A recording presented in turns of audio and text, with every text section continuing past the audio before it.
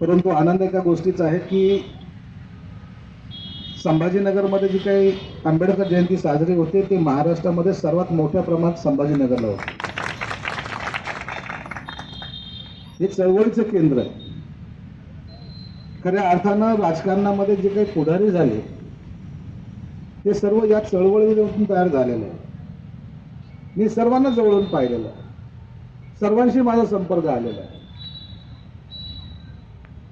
पुढारी नंतर झाले, परंतु बाबासाहेबांनी खऱ्या अर्थानं कर्मभूमी ज्याला मानलं ते संभाजीनगर आहे.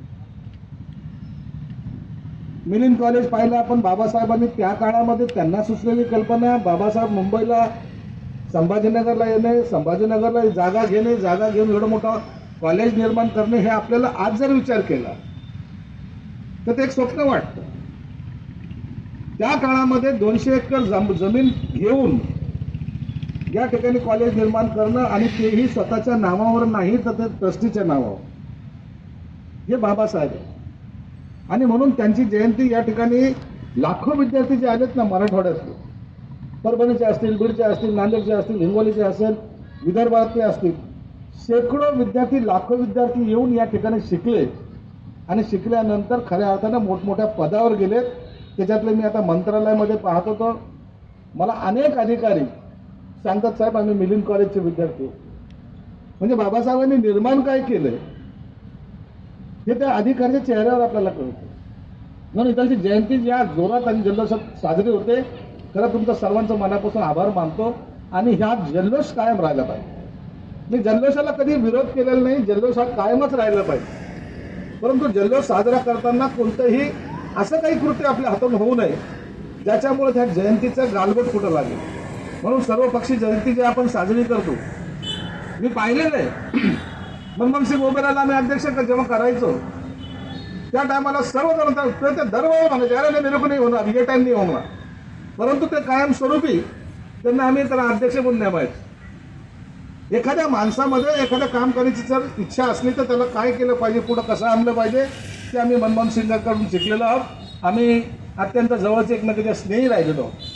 म्हणून ही आंबेडकर जयंती साजरी करताना मी तुम्हाला सर्वांना विनंती करतो, बाबूरावजी आपल्याला अडचण डीजेची नाही आहे, परंतु डीजेमुळे लहान मुलं, वयोवृद्ध माणसं, मी एकदा आमचं त्या उस्मानपुरातलं काय नाव त्याचं, कुठे लक्ष्मण काय नाव रे ते आपले सचिन बोर्डे, मी माझा अनुभव सांगतो तुम्हाला. मला बोलवलं त्यांनी तिकडं, पुण्याहून एक डीजे आणला. तुला जातो की काय, पटकन ते नारळ फोडून पळून गेलो. बरं, डीजेवर एवढ्या काही थप्प्या लावल्या होत्या, एवढ्या जोरात आणला, 8 लाख रुपये त्याला दिले. इकडे आणलं तर ते लावलेलं आहे ते लोखंडाचं, तो डीजे त्याच्यातून पुढे गेलाच नाही. अखेरला डीजे वापस घेऊन जावा. हे मी उस्मानपुराचं उदाहरण सांग. हे बघा, आनंद व्यक्त करावं. आनंद व्यक्त करायला बाबासाहेबांनी आपल्याला गुलामातून माणूस बनवलं. त्याची जयंती साजरी करताना कुठेही लाजलं नाही पाहिजे. प्रत्येक माणूस, तुम्ही आम्ही सांगण्याने काही होत नाही. हा प्रत्येक समाजातला प्रत्येक माणूस त्या दिवशी दिवाळी घरात साजरी करतो. तुम्ही सांगा का नका सांगू. आणि प्रत्येक माणूस हा रस्त्यावर येतो, तो म्हणतो की मला माझ्या बाबासाहेबांच्या जयंतीमध्ये सामील व्हायचं. आपण त्याची काळजी घ्यायचा प्रयत्न करतोय. मी कमिशनरला काय जे बोलायचं ते बोलल, परंतु ही साजरी करत असताना त्या विचाराने, त्या ध्येयाने आपण पुढे गेलं पाहिजे. मी पण आता या टायमाला आंबेडकर जयंती साजरी करतो. मला आता मंत्रिपद असल्यामुळे थोडासा पावर आलेली. मी आता 13 तारखेला संध्याकाळी 7 वाजता शिवाजी पार्कला 2000 ड्रोन घेऊन, एक साथ 2000 ड्रोन आकाशात जातील आणि बाबासाहेबांची प्रतिमा त्या ठिकाणी साकारल्या जाणार. त्यांच्या जीवनावरचे काही छायाचित्र त्या ठिकाणी दाखवले जाणार आहे त्या ड्रोनच्या माध्यमातून. विचार करा, एक ड्रोन कसा उडतो, आपण मी 2000 ड्रोन उडवणार आहे. आनंद व्यक्त करतो का नाही मी. आणि प्रत्येकाने तिथे येऊन पाहिलं पाहिजे, हे माझं त्यांना सुद्धा विनंती. आणि नहीं जमा तो यहाँ स्क्रीन लगा दे, 13 तारीख को शाम को 7 बजे 2 बार वो ड्रोन का प्रोग्राम होने वाला है और पूरा देश देखने वाला है, पूरा देश पाहणार. म्हणून ज्या बाबासाहेबांनी हे एवढं मोठं काम केलं, ज्या बाबासाहेबांनी आपल्याला माणूस बनवलं, माझ्यासारखा सर्वसामान्य कार्यकर्ता आज पालकमंत्री आहे, ही त्याची देणं आहे की नाही बाबासाहेबांची. म्हणून त्यांचा विसर पडणं कधी शक्य नाही. त्यांच्या पावलावर पाऊल ठेवून आपण चालू शकत नाही, परंतु त्यांच्या छायेखाली आपण चालायचा प्रयत्न करतो. बाबासाहेबांमुळे आपण मोठे झालेलो आहोत. आपल्यामुळे बाबासाहेब नाही, हे प्रत्येकाने लक्षात ठेवलं पाहिजे. आणि म्हणून त्यांना अभिवादन करताना, त्यांची जयंती साजरी करताना तेवढंच उत्साहात करायची, परंतु तेवढा होशमध्ये करायची. या शहरामध्ये ड्रग्सचे लोक आता वाढलेले आहेत. तुम्ही शहराच्या कोणत्याही कोपऱ्यात पहा, तुम्ही सगळे सामाजिक कार्यकर्ते आहात, तुम्हाला समाज बनवायचा आहे, बिघडवायचा नाही. म्हणून तुम्ही कोणत्याही एरियामध्ये कॉर्नरमध्ये जाऊन बघा, ड्रग्सचा व्यापार वाढत चाललेला आहे. ते बटन काय गोळ्या काय ते चालू आहे ना, त्याच्यामुळं बेधुंदपणे एकमेकाला मारणं हे सोपं झालेलं आहे. मी अनेक वेळ मी पाहिलं, कोणी तो जो गोळ्या खातो ना, बटन बिटन काय खातात ते, तो पोटात चाकू घुसायला सुद्धा माझा पुढं पाहत नाही, त्याला काही कळत नाही, आपण चाकू मारतो. म्हणून ही परिस्थिती जेव्हा या शहरामध्ये यायला सुरुवात झालेली, त्याचा परिणाम आता लोकांमध्ये भीतीचं वातावरण तयार असतं. मी दरवेळेला कमिशनरला सांगत असतो, माझ्या शहरामध्ये असे कोणी बटनवाले असतील तर त्याला पहिलं धर आणि चांगलं शेतून काढ, चांगलं मार त्याला, काय टेन्शन घेऊ नको, आम्ही तुझ्या पाठीशी आहोत, पोलिसांच्या बरोबर आम्ही राहू, परंतु हे ड्रग्सचा धंदा आपल्या शहरामध्ये चालू देणार नाही. ही भूमिका आपण पहिल्या दिवसापासून घेतलेली आहे. आजही तुम्ही पाहता शेकडो टन माल आताही पकडला जातो. गोळ्या ट्रकने येतात, ट्रक भरू येतात. म्हणजे हा एका प्रकारे संभाजीनगर हा ड्रग्सचा अड्डा होतो की काय अशी भीती वाटायला लागते. म्हणून ह्या सगळ्या गोष्टीची आपल्याला काळजी घ्यायला पाहिजे.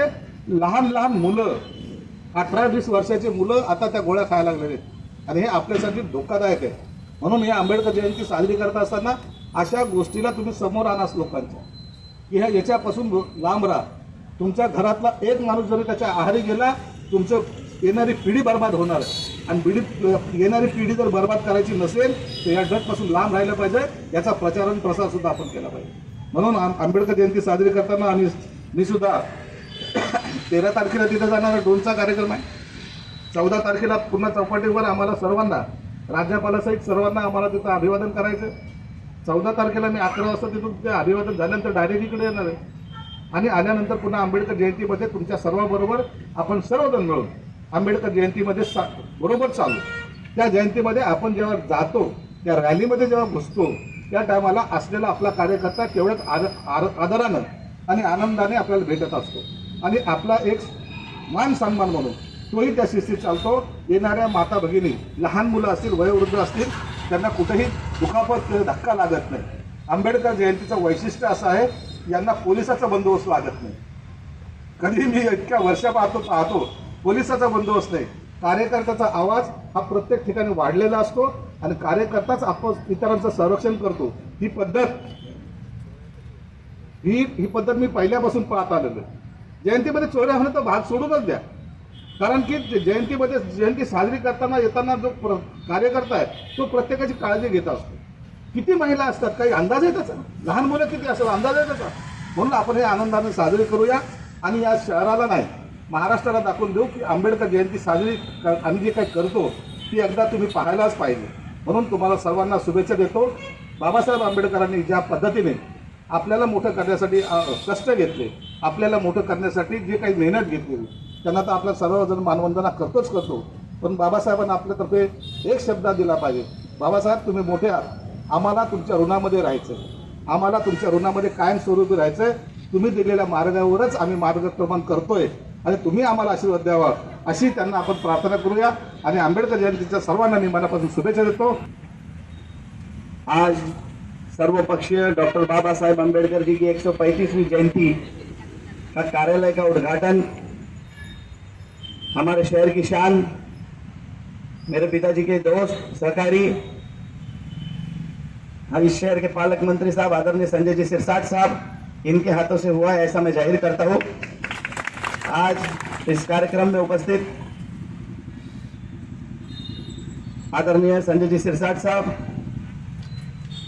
हमारे प्रमुख मार्गदर्शक बाबूराव जी कदम साहब, संस्थापक अध्यक्ष गणेश महासंघ जी के हमारे पृथ्वीराज पवार साहब, खाजा भाई